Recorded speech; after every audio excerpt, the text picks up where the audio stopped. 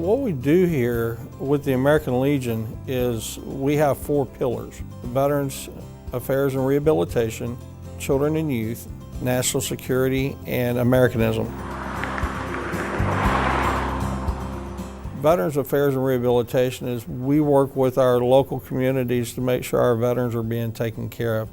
If it's as simple as they need a place to stay or they have some physical or mental needs, that we can work with them. We work with several different groups throughout Harris County. Last week I took a tour of the DeBakey Hospital to learn more about the traumatic brain injury group that they have there at the hospital. So it's always about making sure that our veterans have those needs that they have, that they're met, not necessarily by us, but by other agencies that respond to us.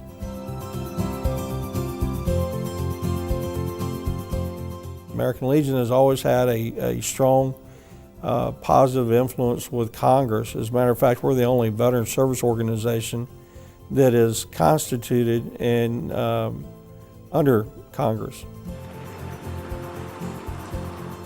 And we're now celebrating our 100-year anniversary.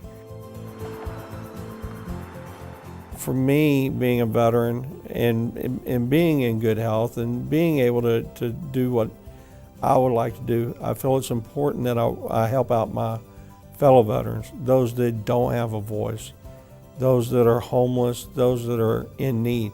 They may be at the hospital, they may be somewhere else, and they just don't feel like that they have a voice when we give them that voice. Well, in 1919 is when the American Legion actually got started, right at the end of World War I. Several soldiers got together in Paris, and then they came back here and they met here in the United States, and they formed the American Legion. And the sole purpose at that point was to assist our fellow veterans, because they knew when they were coming back from Europe and all over the place that they were going to need that kind of representation and that kind of assistance. And that's what we've been doing for the past 100 years now. Our funding actually comes from donations. Our membership, as we renew our membership every year, part of that does go into the post, but the majority of our funds are from us doing different activities. All of our posts are through private donations and what fundraising programs each post comes up with. Between that and membership's a very difficult thing to do, because around here I'm one of the youngest members. So how do we involve those OIF, OEF, veterans, those younger ones that served in Afghanistan and Iraq? How do we bring them into the American Legion? And that's been the biggest concern. Anybody that's been around a veteran knows that's been around the American Legion. We're losing our World War II veterans, our Korean veterans, even our Vietnam veterans at an alarming rate. They're passing away. So we got to replenish those bodies, that energy, and it has to come from the younger group. So we need to get them to understand the things that the American Legion has done and how it benefits them. And we can't continue without them. It's a brotherhood. It's an opportunity for us to come together and support one another. For a membership here, it's only $41. Now, those dues change from post to post. You can have as little as $31 up to $45, depending on where the post is.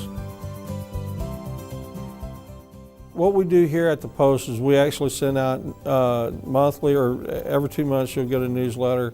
We're actually now doing it online, so it's on part of our website, and yours truly gets to be the webmaster.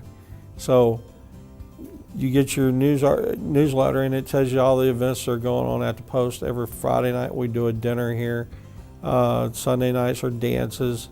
And then for us, really and truly, it's the members are the ones that want to be active or more about, again, doing things in the community, working with our veterans, working with our children and youth. Adult or student that's been able to answer that? Every year for the last 4 years, My birthday present to myself has been to go out to our Pasadena schools and visit with 500 students and teach them flag etiquette. That's something that I enjoy doing, and for me, it's like I said, it's my present to myself. So those are the kind of programs that we like to do with our children and youth. Go out there and meet with them, teach them, about our history. Because you have a lot of students out there, even in high school, that aren't aware of, what happened in World War II. Why did we get involved in Korea? How did Vietnam transpire? Flag detail. If any veteran ever had one desire, it would be that our children and our grandchildren never had to experience what we did. It's stopping it now, and that's through education and working with your government and learning how politics work. We're more about education than anything else.